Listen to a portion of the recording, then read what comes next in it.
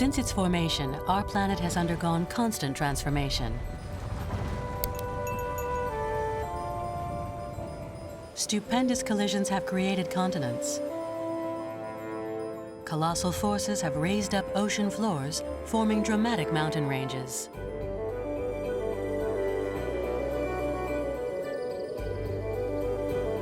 These movements on the Earth's surface can be seen today in the form of volcanic eruptions, earthquakes, and tsunamis. Tectonics sculpt our landscapes, modify the climate, displace oceans, and can even influence the living world.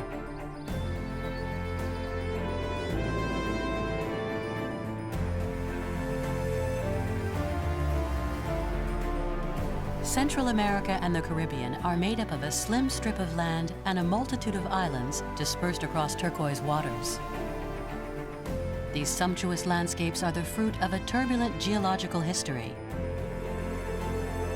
Caught in a vice between North and South America, the region has forever been subjected to colossal forces. And today, too, this tropical paradise lives under the constant threat of earthquakes and volcanic eruptions.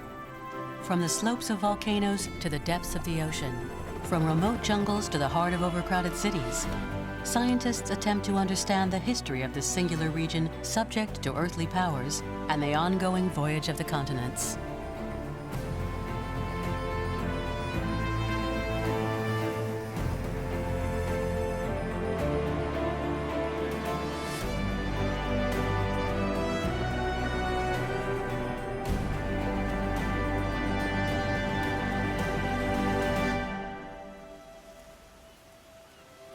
Straddling mountains and oceans, Central America boasts a wide range of exceptional landscapes.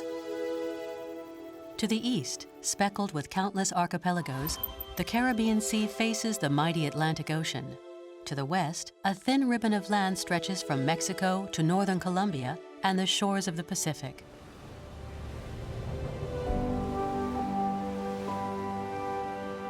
The history of this region is unique in planet Earth's epic journey. Whereas most of the continents are several billion years old, Central America is much younger, emerging from the depths of the sea only 150 million years ago.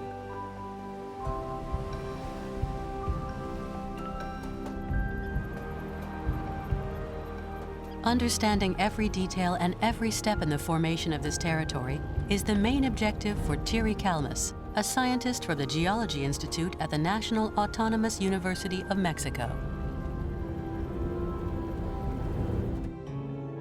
His field of study is in the north of Mexico, not far from the town of Hermosillo, the capital of the state of Sonora.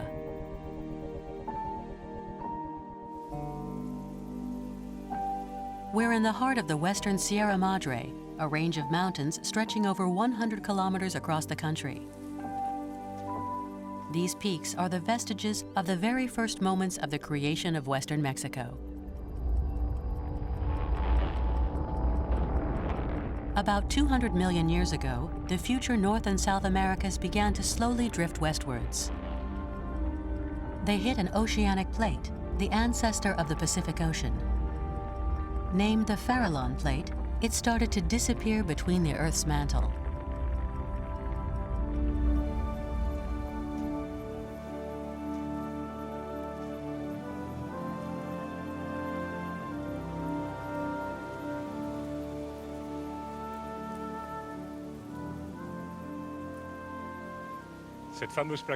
This famous Farallon plate gradually sank between 200 million and 20 million years ago beneath the North and South American plates.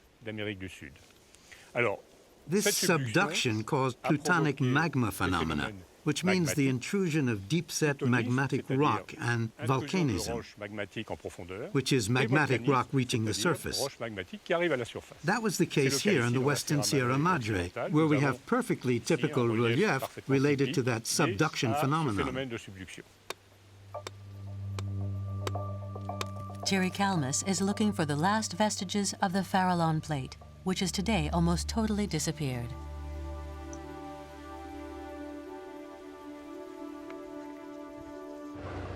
He heads for the La Caridad mine, one of the world's biggest copper mines.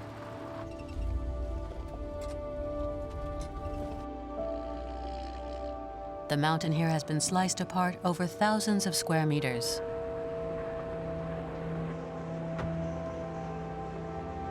For this scientist, the exposed rock becomes an open book on geological history.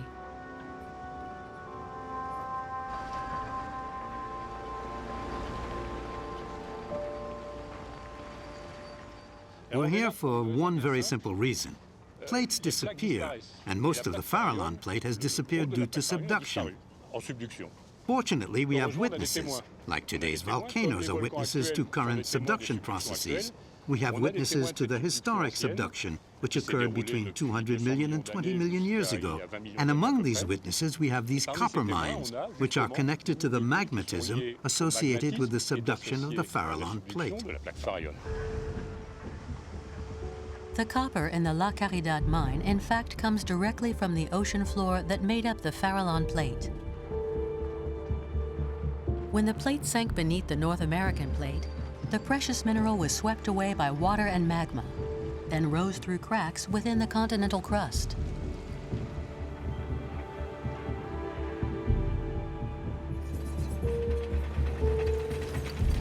These copper deposits were therefore the direct result of that age-old collision.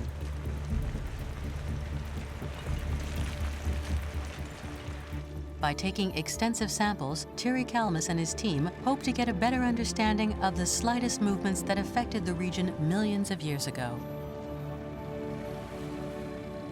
Through its very disappearance, the Farallon plate triggered the construction of Central America. It also gave way to another oceanic plate situated just behind it, the Pacific plate. And 150 million years ago, a major event occurred in the middle of this ocean, the birth of the Caribbean plate. Traces of this phenomenon can be seen today in the heart of the Antilles archipelago on the island of La Désirade.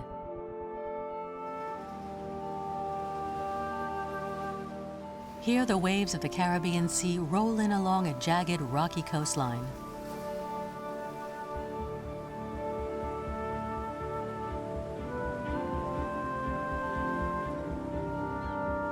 The beaches are covered with volcanic rocks and gigantic domes of basalt.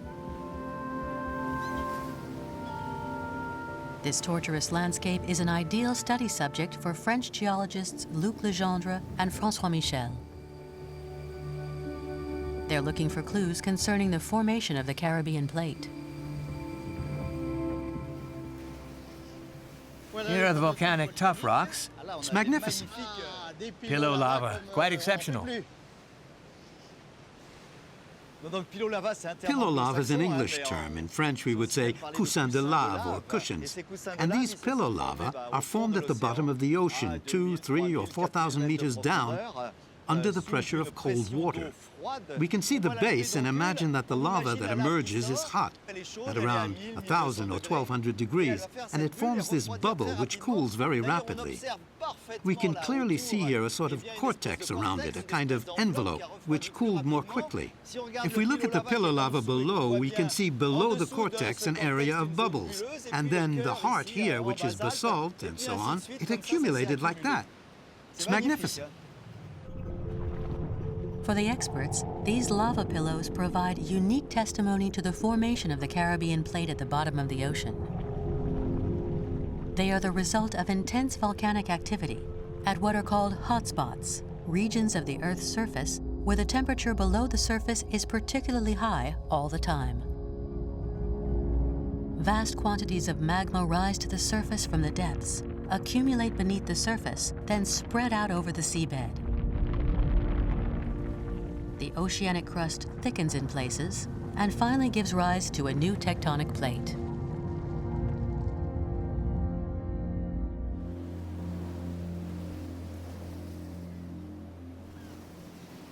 Here we are with our bathyscaphe, 150 million years ago, looking at the seabed with the lava arriving and the pillow lava forming. It would be good if you could tell us the age of these pillow lava. What we've been able to date are the radiolarites. The radiolarites we have here beneath our feet contain microfossils that provide us with an age. These are from the end of the Jurassic. That would be 145 to 150 million years ago. These microfossils are characteristic of that period. We're in the presence of the oldest rocks in the region.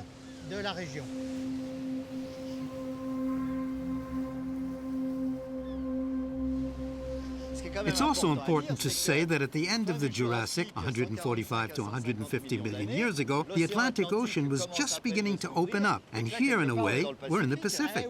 Oh, yes, and that's a puzzle. In fact, geologists have been wondering for decades about these rocks and their origins. Thanks to all their studies, we now know that here on La Désirade, we have testimony to the beginning of the formation of the Caribbean, tectonically speaking. For a long time, the date, and above all, the location of the Caribbean Plate's formation, were a mystery for the specialists. But these rocky formations on the island of La Désirade provide the proof of its emergence from the heart of the Pacific Ocean, thousands of kilometers to the west of the Americas.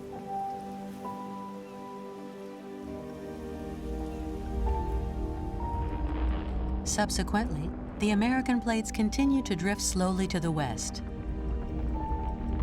The result was that the Caribbean plate gradually slid between the two giants.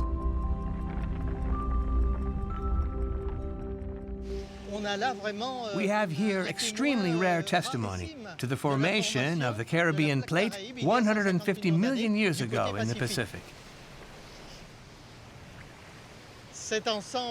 This mass of rock that we're looking at was formed in the Pacific, and it was only gradually that the two Americas moved to the west and the Caribbean plate managed to insert itself, like with forceps, we could say, between the two massive blocks to the north and south.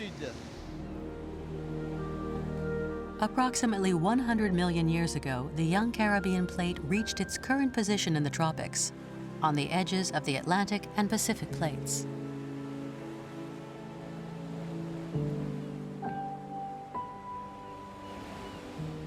To learn more about the region's subsequent history, François Michel continues to explore the coast of La Désirade, seeking out more clues.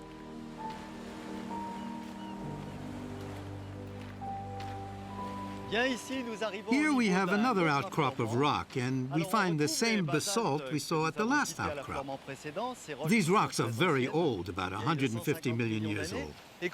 And we find them in the form of pebbles, these dark pebbles, which are very, very old. And they're a complete contrast to the lighter pebbles, which are much more recent, and a part of a whole other story, almost contemporary, from the last few thousands or hundreds of thousands of years that we can find on the terraces above us.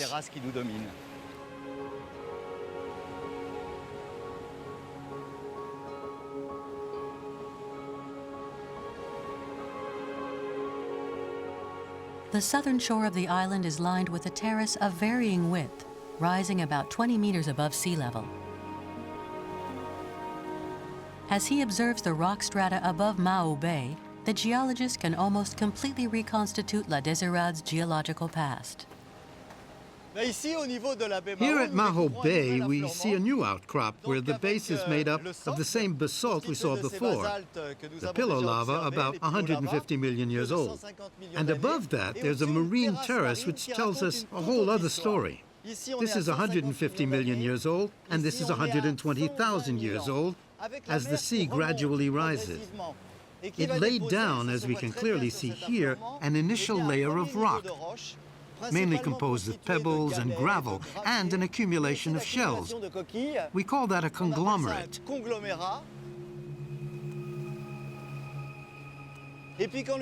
And when the level of the sea rose, we can see that something else settled with a very different aspect, and that's quite simply a coral reef, a barrier reef. So here we have both the oldest rocks in the Caribbean and no doubt the youngest too in terms of geological history.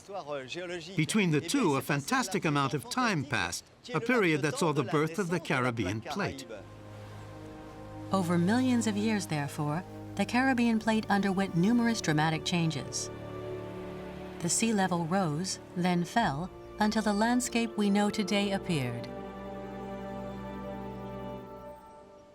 But on its eastern side, the Caribbean experienced a very different and much more violent phenomenon: its encounter with the Atlantic Ocean. The two oceanic plates collided, and the denser Atlantic plate slid below the Caribbean plate. At the point of contact, the rock fractured and split. Magma rose up from deep down, and an arc of volcanic islands was formed above the waves.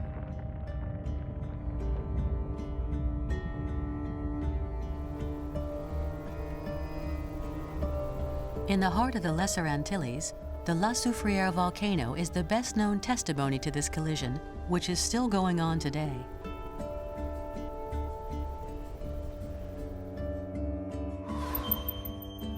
It's located on Guadeloupe, about 10 kilometers from the town of Basse-Terre.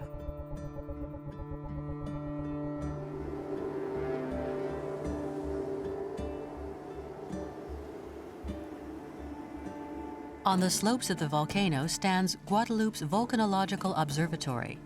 Research workers here have front row seats to observe the activity of the barely dormant monster. A team of volcanologists is today setting out on a field trip. Their destination is not easy to get to, so Dominique Gibert from the Global Physics Institute in Paris has to be lowered down by helicopter along with his team. They've brought with them a cutting-edge apparatus, a geological scanner which enables them to see inside the volcano. So here we're unpacking a cosmic ray telescope. It's a prototype composed of particle detectors that we can see here, the yellow frames, which measure the quantity of cosmic particles that go through the volcano. By doing this kind of reading, we can determine the density of the dome. As the denser the rock, the more it stops the particles. So we can make X-rays of the volcano with this telescope.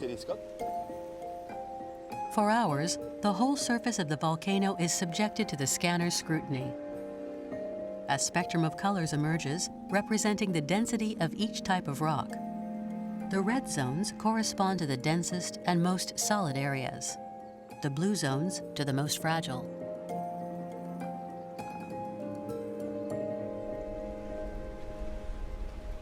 The interest of these experiments and of these radiographs is that they provide us with information about the volcano's structure. When it was formed, it was composed of quite new, robust lava, and it had a fairly stable form. Since its formation, the volcano has been infiltrated by extremely acidic fluids, which come from the hydrothermal system and which eat away at the interior. So the volcano is now likely to collapse because it's lost a good deal of its mechanical cohesion. This could involve the collapse of a single sector or the whole thing. And the radiographs that we've done tell us about the size and the number of zones affected which could collapse in the event of an earthquake.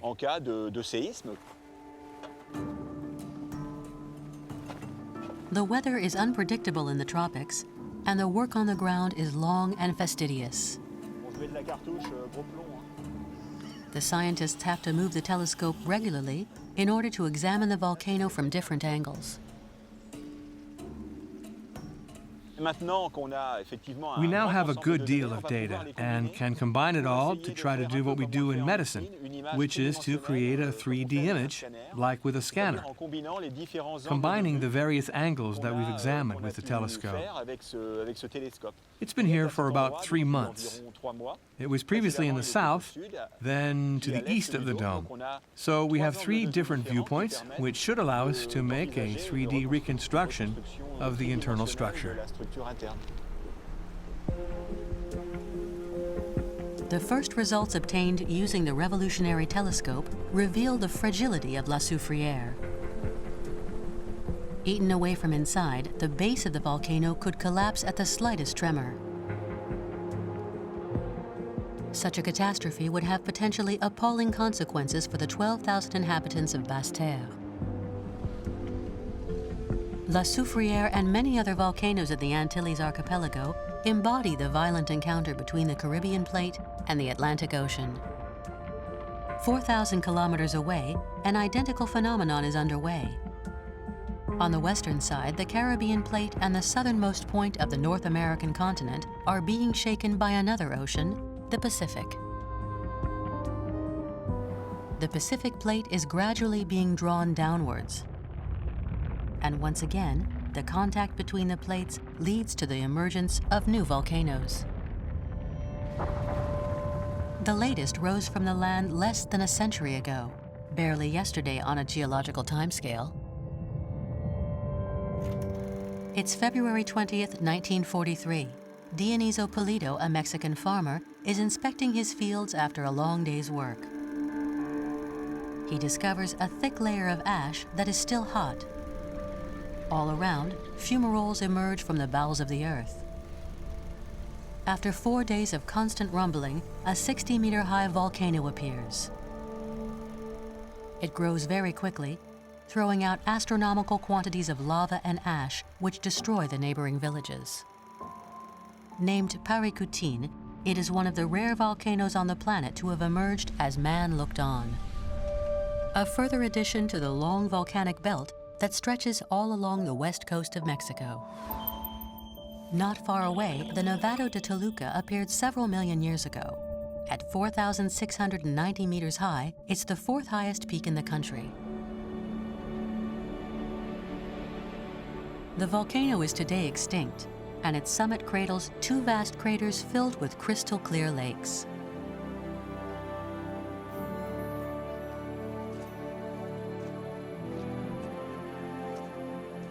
This grandiose setting is one of the hunting grounds of geologist José Luis Arce from Mexico's National Autonomous University.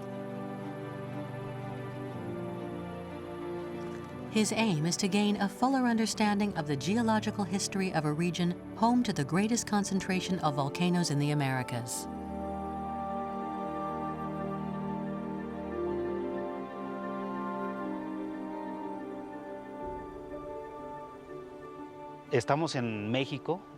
We're in the central part of Mexico, where volcanism is due to the subduction of part of the Pacific plate under the North American plate.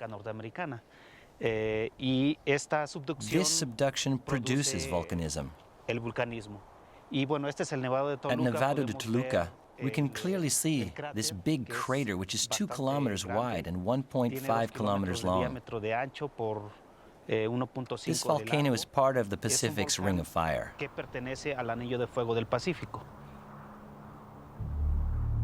The Ring of Fire José Luis Arce refers to is the gigantic horseshoe-shaped volcanic arc around the Pacific Ocean, from Indonesia to Canada and from North America to the south of Chile. The Pacific Ring of Fire is an area along the edges of the plates. It coincides with a great number of active volcanoes all around the Pacific. This generally corresponds to subduction zones. There are active volcanoes and significant seismic activity, and this is due to the interaction between the plates. But along the west coast of Mexico, the subduction of the oceanic plate does not occur in a perfectly linear manner. The degree of inclination varies, and so the volcanoes appear inland at differing distances from the sea. For Mexico, it's rather particular, as the subduction is not parallel to the Mexican volcanic belt. There are various angles of subduction. In the western part of Mexico, the subduction is quite inclined, whereas in central Mexico, it's flatter. And this is why the volcanoes are further away from the subduction zone.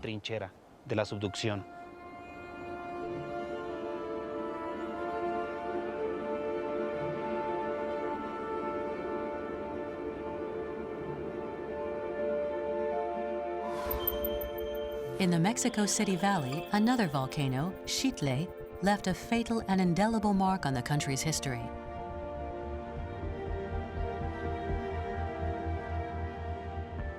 It erupted almost 1,300 years ago, totally destroying the town of Cuicuilco, at the time one of South America's most prosperous cities. José Luis Arce meets Maria Sandoval González, the archaeologist in charge of the site.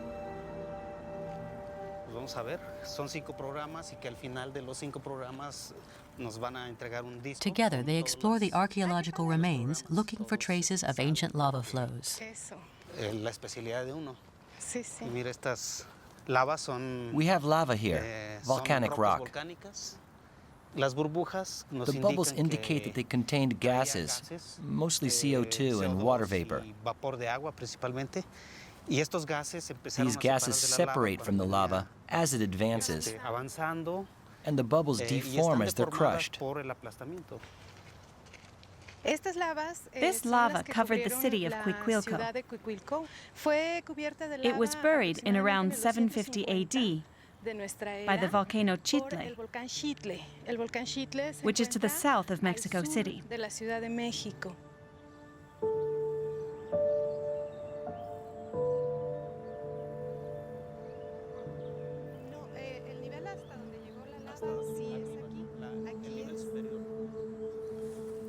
We can see various structures here. These are lava flows. These structures are like wrinkles which form when the lava moves forward. It advances and leaves these lines. Because it gets colder? Yes, it advances and gets colder at the same time and leaves these marks, which give us an idea of the direction of the flow. Like an American Pompeii, the city of Cuicuilco is today a major archaeological site. Valuable testimony recalling that geological history can be inexorably intertwined with that of mankind.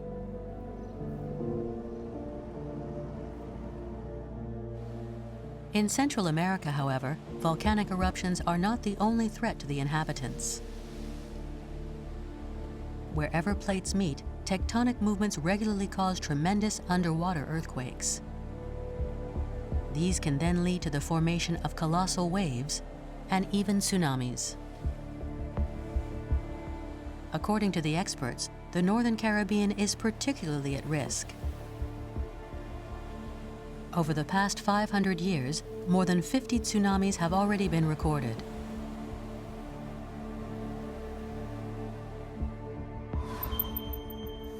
Along the eastern rim, the Lesser Antilles region is being closely monitored.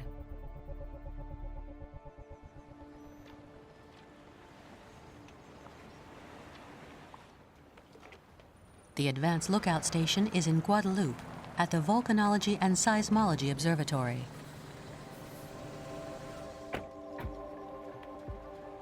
Its director, Daniel Amarez, is today accompanying Sebastian de Russi on a trip to gather the data recorded by a whole network of sensors.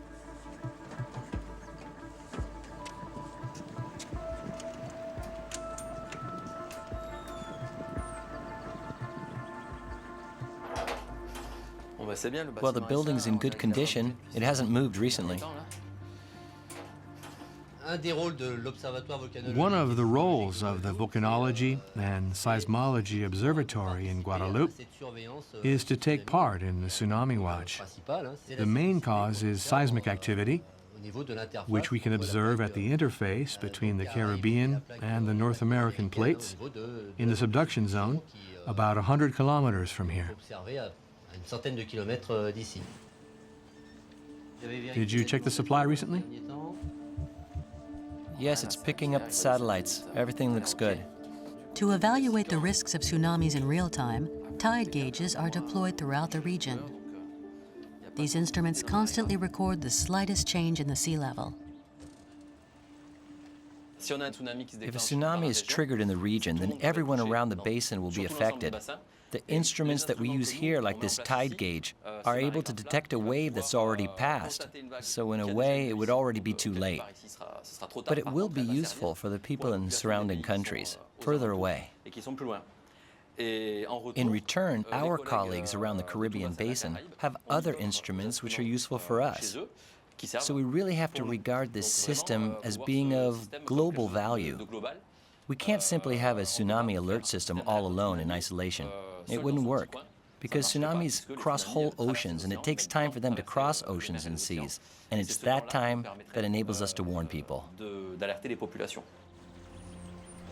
An earthquake in the northern part of the Caribbean plate could generate waves of more than 12 meters and endanger the lives of some 35 million people. The tectonic forces in action in the Northern Caribbean have always shaped and modeled the region.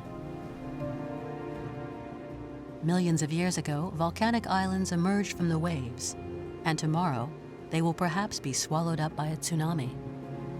But the collision between the Caribbean plate and the Atlantic Ocean also causes slow vertical movements in the seabed. This phenomenon lies behind the emergence or the submersion of certain fragments of the Earth's crust. In Guadeloupe, the island of Grande Terre is the direct result of these constant movements. The rock strata here bears witness to a turbulent past. The island has undergone a succession of both marine and terrestrial events over several million years.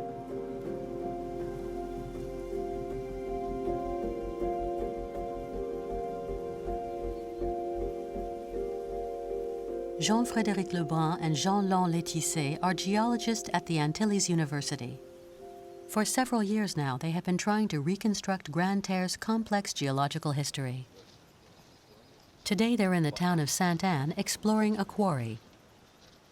That's what we call white limestone. It's dazzling. In the heart of the limestone massif, the scientists look for very particular clues. Fossilized coral, which show that the area was once covered by the sea. Look, there's one there too, an agaricea. In fact, we can find all the corals we usually see in quite deep reefs, in calm zones which enable the limestone mud to settle and to construct this whole formation.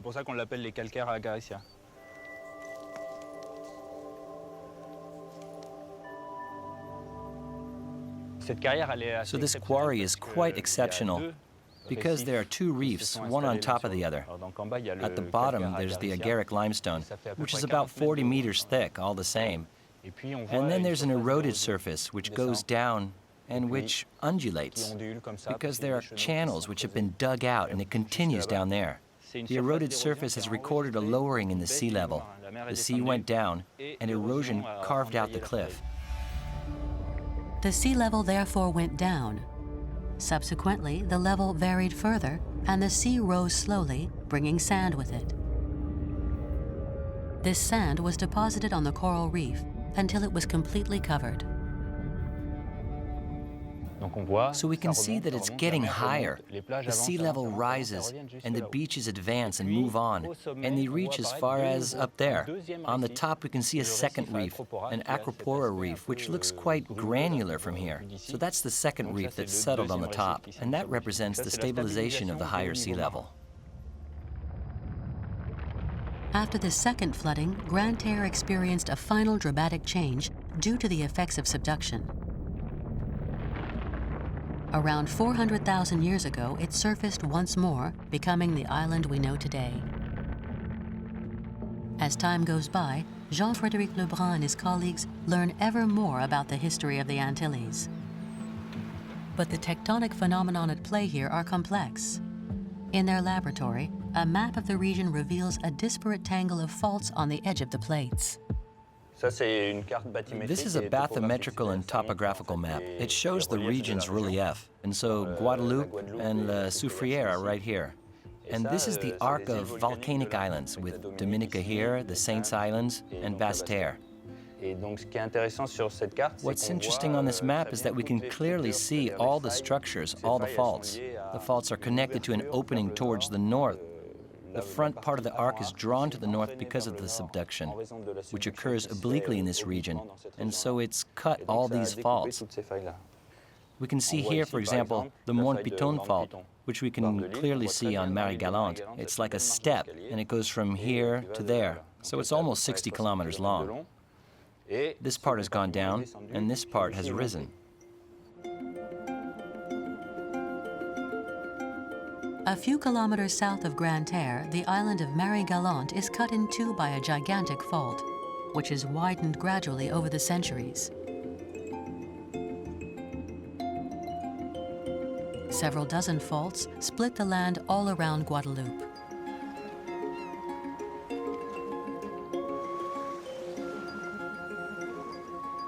A little further north, the Greater Antilles archipelago is subjected to the same tectonic stress. And here, the confrontation of the Caribbean and North American plates has even more spectacular consequences. Instead of going one under the other, according to the subduction phenomenon, the two plates slip against one another, and in the middle, another gigantic fault has appeared.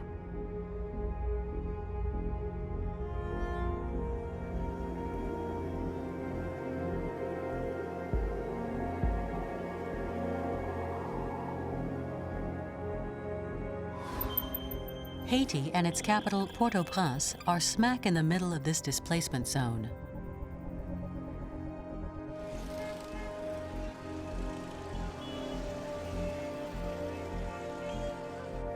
On January 12, 2010, an earthquake of a magnitude of 7 devastated the country, causing more than 230,000 victims. Even today, Haiti is still attempting to heal its wounds.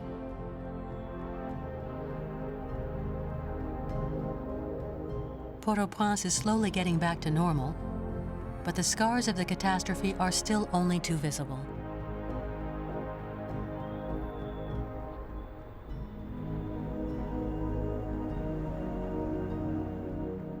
This deadly earthquake sounded the alarm among the international community.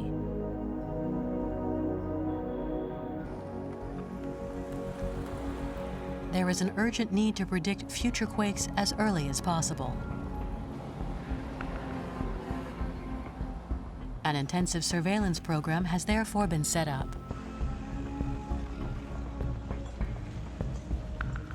Steve Seismic from Purdue University in the US is one of the scientists behind the project.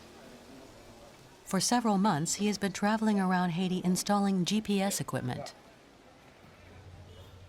The apparatus enables the slightest ground movements to be observed month after month. The data then provides precise and detailed maps of the deformation zones and helps to determine the speed of the plate's movement. We set up this apparatus and leave it in place for at least 4 days, 3 or 4 days. Then we remove it and then come back every 3 or 4 months, quite regularly, to take measures to make sure we have a representative series over time. Thanks to these measurements, we can calculate variations in the strain in the crust, and this enables us to explain the aftershocks we observe after an earthquake, and also, perhaps, to anticipate other earthquakes to come. Initial measures show deformations of around 2 centimeters per year. The slip and friction between the two plates apply colossal strain to the whole region, and it builds up as time goes by. This energy is subsequently released periodically when part of the fault gives way. It is at this point that earthquakes occur. To further improve their knowledge of the movements affecting the zone, another team has been deployed in the field. Run by Bernard Mercier de L'Épinay from the CNRS in Soufrière Antipolis in France, it is entrusted with setting up a series of seismographs at strategic points in the region.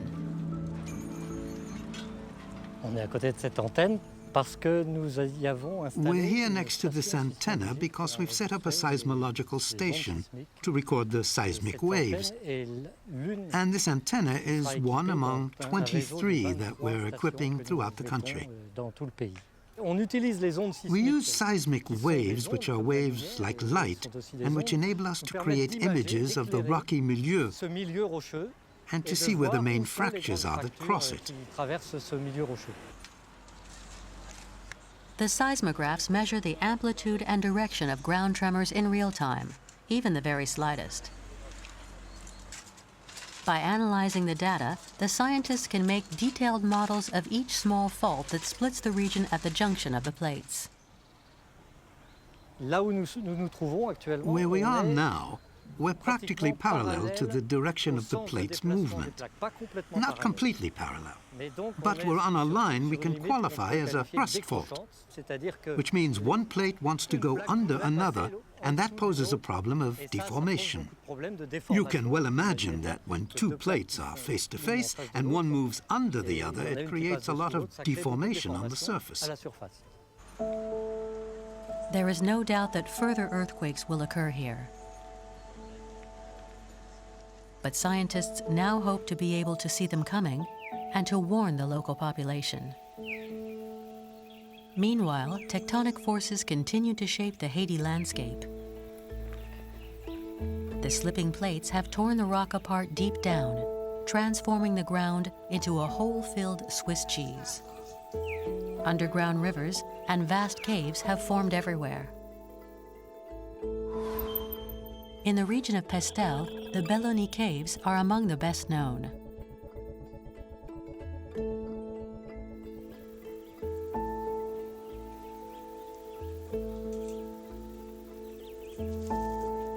Emmanuel Soilic is the guide in charge of the site. He has been exploring the caves for years and reveals their secrets to visitors.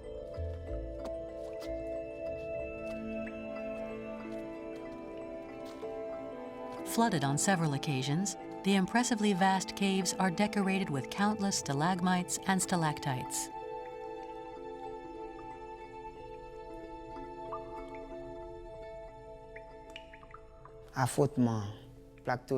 There's friction between the North American plate and the Caribbean plate.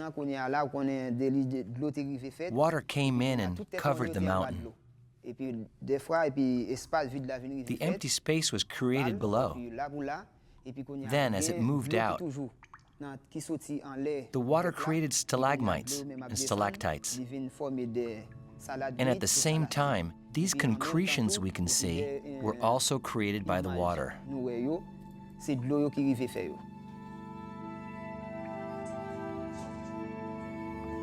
Emmanuel knows the place like the back of his hand.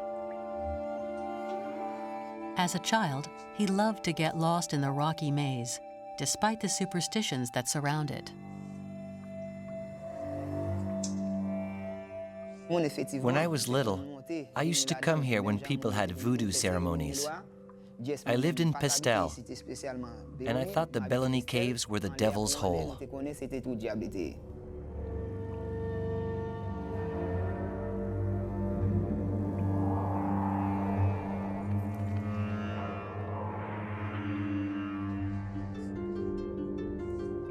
Be they underground or under the sea, the numerous cavities in the Caribbean plate are one of many local treasures. For connoisseurs, the sumptuous Blue Hole off Belize, for example, has become one of the top spots for divers. For hundreds of thousands of years, Central America has constantly been redrawn by the movements of the terrestrial crust. On its eastern facade, volcanoes and earthquakes are an integral part of the Antilles' history. On the western side, a different type of event has profoundly transformed the whole region. 3 million years ago, North and South America moved closer together to the point of touching. The two continents were joined together, and a new land was formed, the Isthmus of Panama.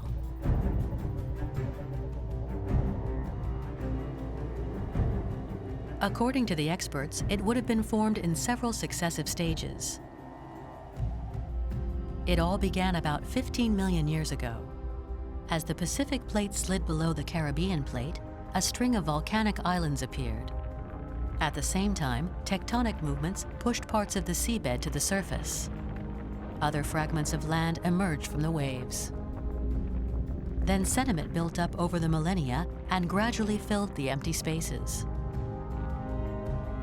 Finally, the isthmus closed up completely just 3 million years ago. But at the beginning of the 20th century, man decided to counter the tectonic forces, digging a gigantic canal to link the Atlantic and Pacific Oceans as they were previously joined. This Herculean task was one of the most difficult projects ever attempted, but its impact on maritime trade is still considerable even today.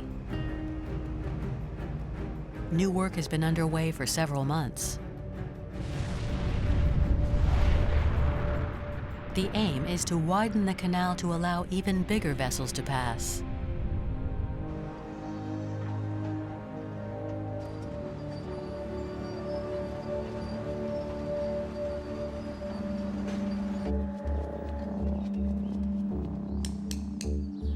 The work represents a great opportunity for one team of scientists. Andres Cardenas is a paleontologist at the University of Los Andes in Colombia.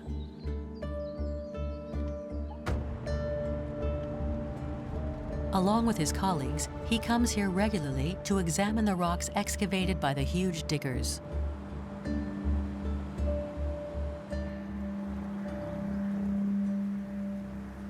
The expansion of the Panama Canal is giving us a new opportunity to look at the rocks in this location because they are creating artificial exposures. And then we could see the fresh rocks and the fresh fossils.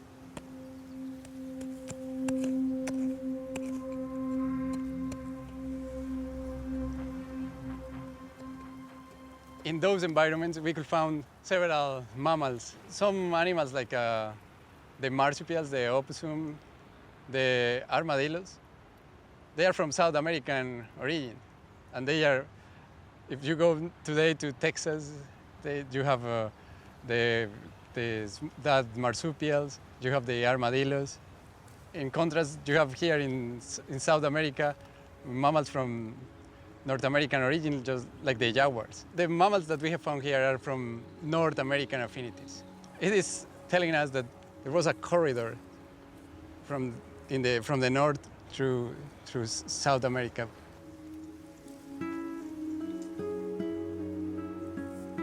When the two Americas came together, the wildlife was involved in extensive migration across the new land bridge. After evolving apart for millions of years, species from the north and south met and interbred, colonizing whole new territories. This event, known as the Great American Interchange, had a considerable impact on the biodiversity of the two continents. For Andres Cardenas, each new fossil that is discovered is a precious clue. In the Culebra Formation, you could find marine fossils, like bivalves, oysters. It is telling us that this location was at some point under the sea, at another points above the sea. The mix of land and marine animal fossils provides valuable information about the formation of the Panama Isthmus.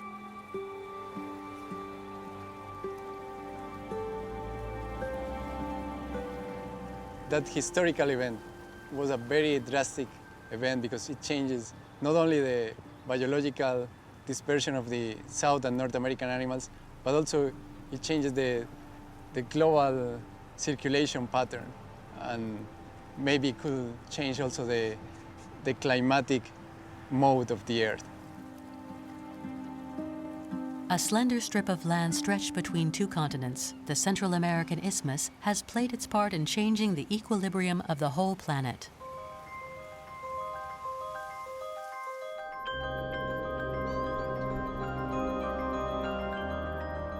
A remarkable destiny akin to that of the Caribbean plate.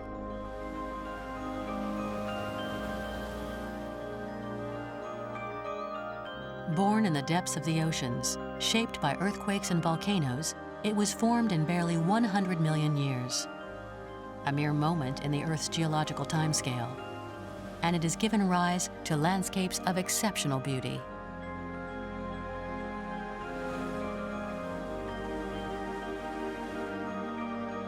Today, the region's history is far from over. To the east, confrontation with the Atlantic Ocean will form new islands. In a few million years, they could perhaps join together and even form a new land bridge between the two Americas.